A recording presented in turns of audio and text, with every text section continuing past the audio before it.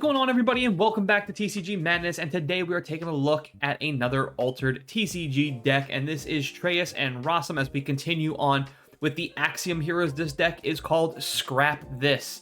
Now, before we go any forward, if you guys can do me the really big favor right now, please hit the like button.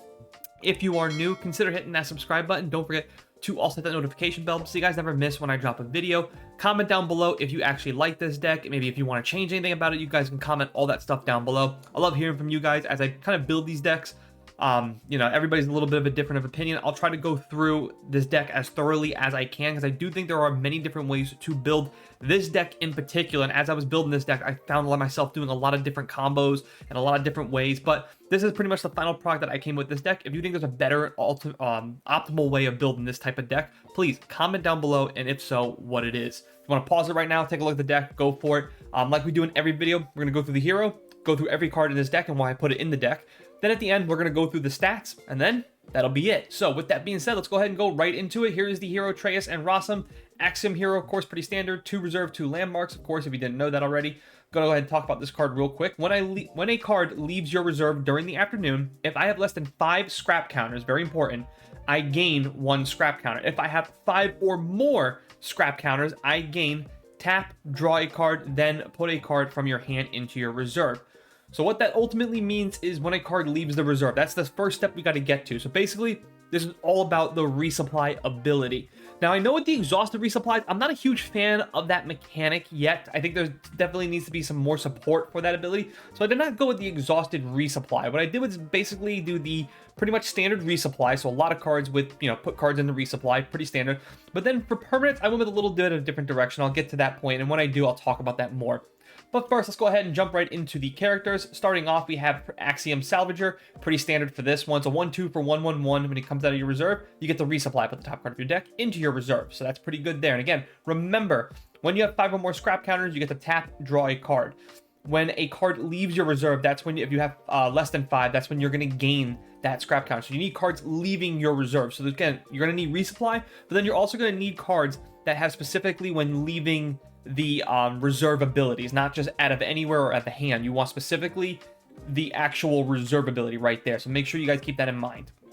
So 3 copies of Axiom Salvager. Next up, we have Keylon Elemental.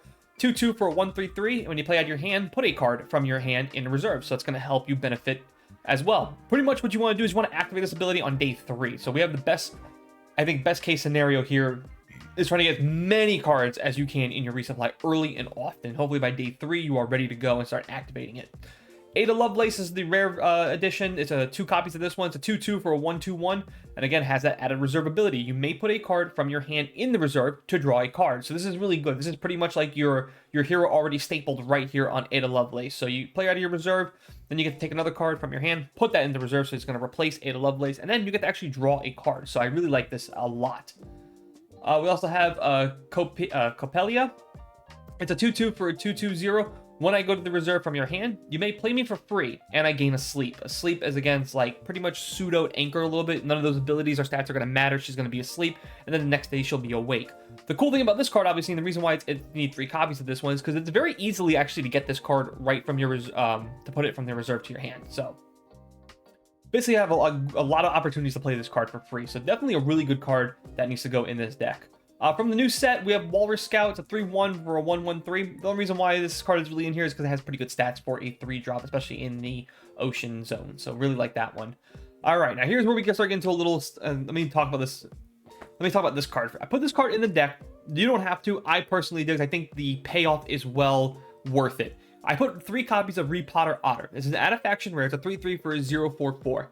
It says when you play it out of your hand or your reserve, each player may put a card from their hand in reserve.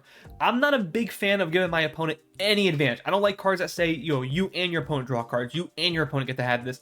I'm not a fan of giving my opponent anything whatsoever. But I do think for this deck in particular, the payoff is worth it. I do think Replotter Otter deserves at least to be talked about and me putting into this deck. Comment down below if you agree or disagree. I do think this card's pretty good, and it's a 3-drop, so you can play it by the second day. Play it, and then you're going to be able to put a card from your hand in your reserve, hopefully then playing something out of your reserve the next day, basically allowing you to get those scrap counters that you need. Of course, if we're going to be doing a lot of cards for reserve, and this is where I think Tinkerbell comes into play, if you do play Repot Auto, the next card you probably want to play after that would be a Tinkerbell, so you can sabotage your opponent. It's a 3/3 for a 1/3/3. When you play out your reserve, sabotage. Pretty good there. Next up, we have 2 copies of Amelia Earhart. It's a 3/1 for a 2/2/2. Again, just pretty decent stats for just a 3-drop, but really it's that reserve cost that we like. Again, if you're fortunate enough to put this card right into your reserve, playing her out just for a 1 mana for 2 across the board, pretty good. Only 2 copies of that one. Next up, we have 3 copies of an Artifact Rare. This is a Lyra Chronicler. I can't speak, sorry. 3/3 for a 4/0/4. But really, that quick action right down here is really nice. You know, resupply right there. If you can get this card right in there and you want to just do a quick action and just resupply, if you just actually don't need her stats, it's a pretty good card. And then last but not least, now hear me out on this one. We do have the deity himself, Gibble. 6/6, 5 across the board. If you control 2 or more permanents, create 2 Brassbug robot tokens in target position. Otherwise, create only 1. Now, and also 2 has a quick action. Activate the abilities of target permanents you control, especially those ones right there. Now, here's the thing with this card in particular. I originally did not have this card in the deck at all. When I finished the deck, I didn't have actually him at all. I pretty much had Lyra Chronicle, and I was done with the characters. But then I took a look at the stats, and the stats were abysmal. So I said, what can I do to really beef up these stats? I put Gibble in there, and the stats tremendously increased. Obviously, when you have 3 copies of this rare guy, who's a 5/5. But really, it's these permanents right here. Now, we're not playing a heavy permanent deck, I know that, but I still have 6 permanents, which you can easily get on the board. And I do think it is worth it, even if it just said, even if you just create the 1. If you don't get the 2 permanents out, that's okay. I think just for the 6 mana to have virtually a 7/7/7 across the board is worth it. Because if you think about it, if you don't have 2 permanents, you're still going to create 1 Brassbug token. So for 6 mana, this basically 5/5 turns into a 7/7/7. Or, you know, you can put it either on both your hero or on your companion side of the expedition, or you can separate them. I think for that 6 mana alone to get 7 across the board onto the table there, I think it's worth it. I think the payoff is definitely needed. So that's why he made the cut.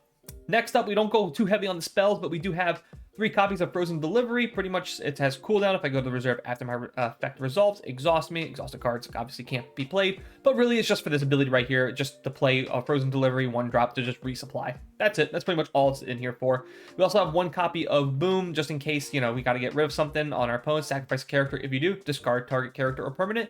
Also another good reason why I put Gibble in there. If you create that Brassbug token, that's your only thing you want to get rid of.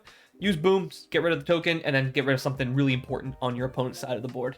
I think 1 copy is just good enough. And then, of course, for the only type of removal, we have Keylon Burst, 3/3. Choose 1. You guys know what it is. Send reserve 4 or less, or discard target permanent with hand cost 4 or less. Pretty good there. Now, here we go for the permanents. Now, these cards in particular, I've been thinking, like, they don't really work well, and they definitely need some more support in the future.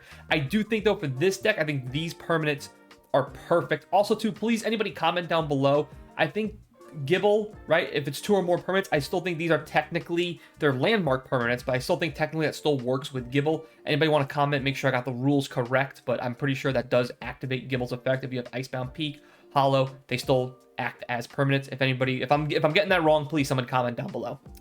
But I was able to find these cards. I do like these cards. I think the actual payoff, though, to actually get them activated isn't worth it. But for this deck, I do think it's worth it.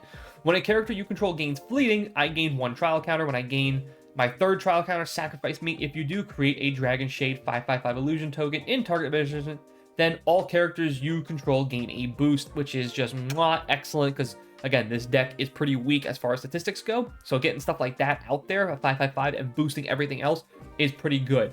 The fleeting thing will not be difficult because you're going to be activating a lot of cards out of your resupply zone. Excuse me, out of your reserve. So when you pull those cards right out of your reserve, they should gain fleeting, which should activate this.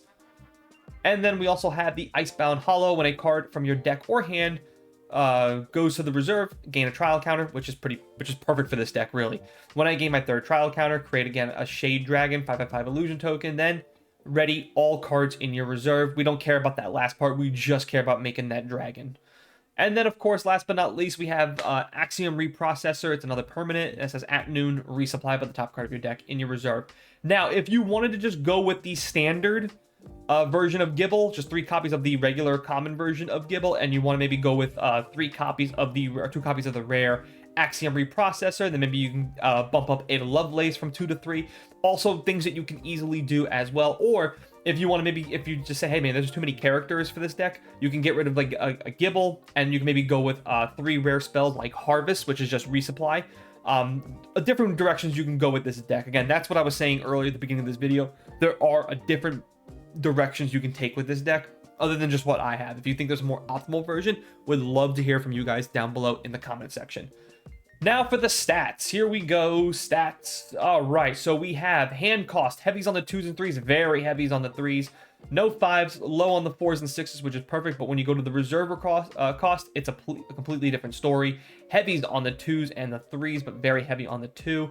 Good amount on the 1s, which is perfect for each other. And then the attributes. This is what I was saying. If you didn't have Gibble, imagine what these stats would look like if you had no Gibble, right? Just take away 15 across the board on all of them. So for now, we have 50, 62, and 72 in the ocean, which is pretty good. And then, of course, you know, if maybe you create those brass bug tokens, you get those 5/5 dragons out, stuff like that. You could see why I put those landmark permanents and Gibble in the deck. If we didn't have those, this deck would be significantly weak right now. And right now with this new meta, that's pretty much the focus. You pretty much stall your opponent out for the first couple of days while you're setting up your board. Then when you get into day 4, 5, and 6, you really should be activating your hero, drawing cards, scrap counters, playing the big spells, big characters, playing some spells like cooldowns. Just all that kind of stuff, frozen delivery, stuff like that. Like, you should be doing all that stuff by day 4, 5, and 6 to really outvalue your opponent. You may lose some ground in the beginning game, but by day 3, 4, 5, and 6, you should really be turning the page on your opponent. Types: 6 spells, 6 permanents, 27 characters. Again, if you think that's too heavy on the characters, again, I gave you different directions. I would remove, first thing I would do, I would remove Gibble if you don't think it's worth it. Maybe bump up the Ada Lovelace from 2 to 3. Put a rare Axiom Reprocessor so you can get the double resupplies out. Maybe go with a spell like Artifaction Harvest, which is just basically, I think it's like 2/1 for just resupply, which would be definitely needed in this deck. There's a lot of different directions you can go. And let me know too if you guys have had success with the Exhausted resupply. Personally, I don't think it's very good. I definitely think it does need a little bit more support in the next set, which is something we can always talk about. But that is going to do it for this video. Hope you guys have enjoyed it. If you did and you made it this far, please do me the big favor. For no other reason, hit that like button. If you're new, consider hitting that subscribe button. Hit that notification bell. So you guys ever miss a video, comment down below, do all that good stuff, share with a friend. And as always, thanks for watching. Thanks for listening. I'll see you guys next time.